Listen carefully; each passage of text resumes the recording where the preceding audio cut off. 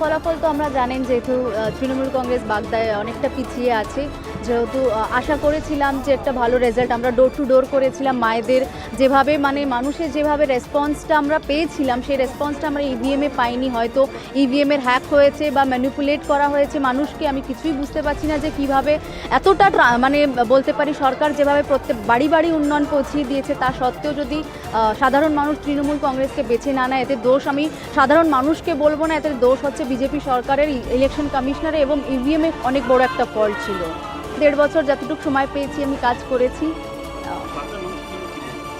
আমি সত্যি বলতে 1.5 বছরে খুব 1.5 বছরে খুব কম সময় পেয়েছিলাম মায়েদের পাশে দাঁড়ানোর জন্য, এবং খুব কম সময় পেয়েছিলাম এবং আমি ভাবতে পারিনি যে এত কম সময় আমি পাবো। তো আমি চাই যেও দায়িত্ব পেয়েছে কিনা মানুষের পাশে থাকুক, যেভাবে মায়েরা আশীর্বাদ দিয়েছে সেটা যেন রাখতে পারে।